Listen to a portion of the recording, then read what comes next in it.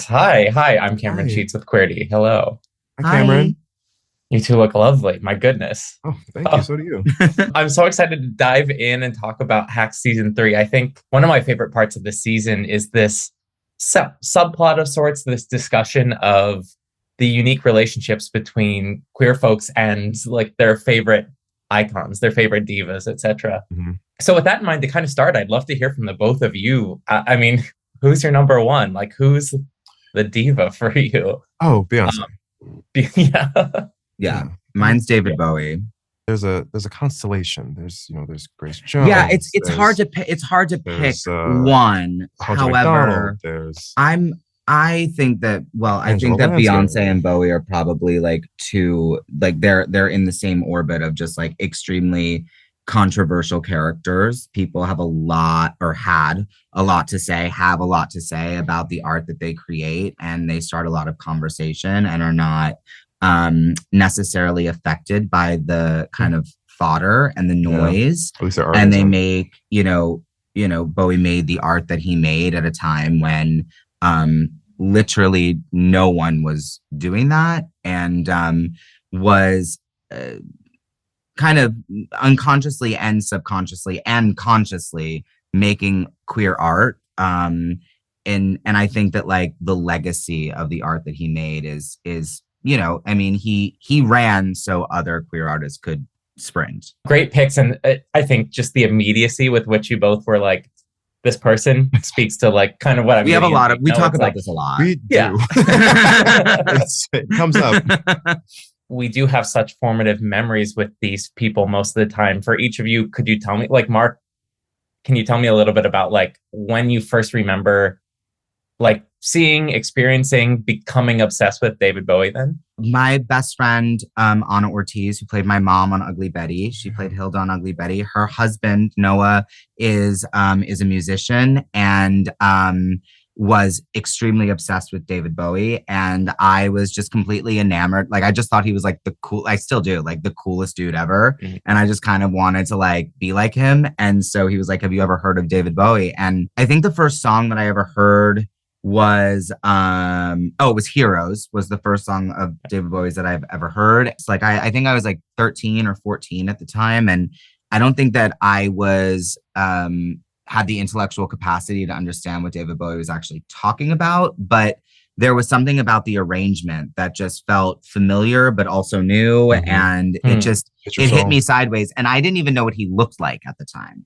And Yeah. then obviously the next level of that was then I was like, oh, this dude's the coolest guy ever. Like, and in terms of being, I was just kind of starting my journey as like kind of coming out and finding like, and with that comes like this whole set of like, who do I want to be? There is this sense of reinvention, of rebirth, in terms of coming out, and what does that mean to you? And he's David Bowie was it just kind of happened at the same time. Definitely Destiny's Child. It was Yeah.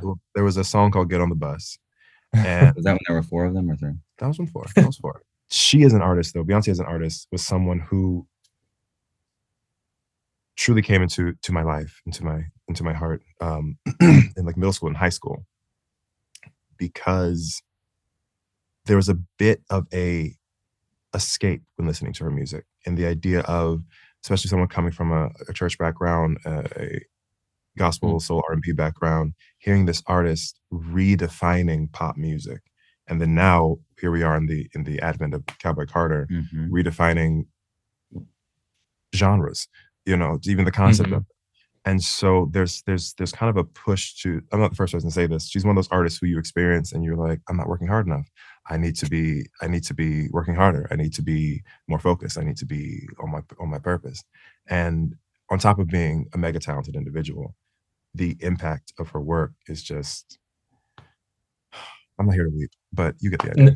But to get into Hacks, I mean, Hacks. part of what is right, that's why we're here. Yeah. Right. We're just, Girl. setting Okay. a scene, context painting.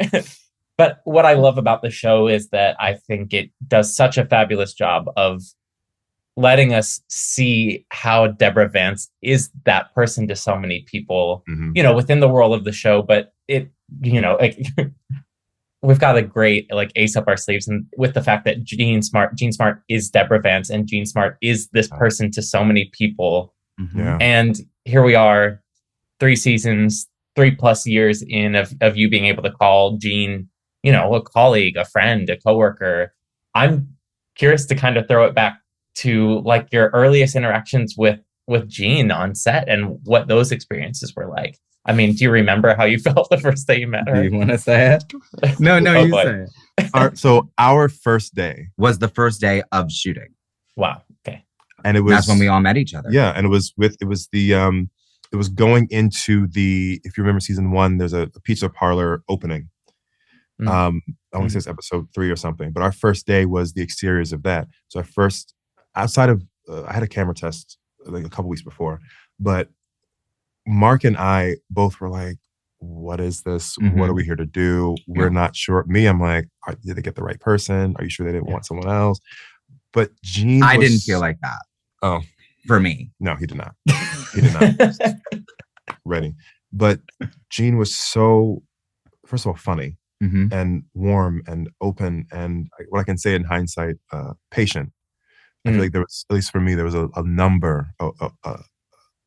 great amount of insecurities and unsureties that I was coming in. Also, this is 2020. This is a new show. Like, who knows what's going to happen? Yeah. Myself, you, Hannah. Yeah. And her ability to, at least for the moment interacting with her, just kind of hear that, see that, put it aside, and bring us back to focus in such a loving and professional way was incredible.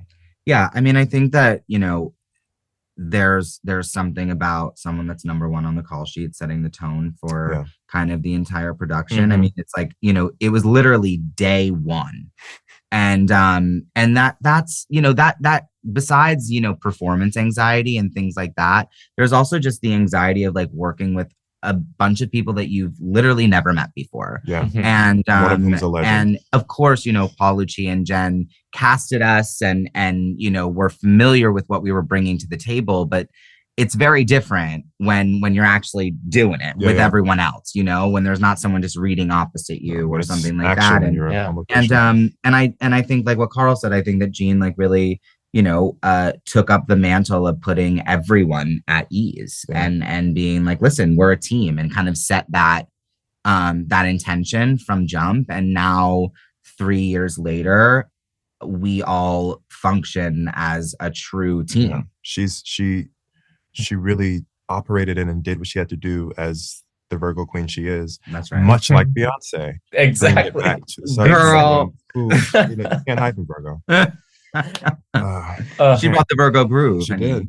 And I don't necessarily know, well, I'm sure it was intentional, but like just the notion of allyship and the ways in which, this season especially, we talk so much about, Deborah's kind of trajectory through like the 70s until now. And, they get into kind of, jokes that might have been funny 25 years ago that are no longer, that we've early come 90s jokes, that we've come further as a culture and to kind of right those wrongs or make reparations for that. But I think one of the most prevailing bits is that from jump, I think that someone says it this season, like it might be Marcus, of just like that Deborah has always been, an ally.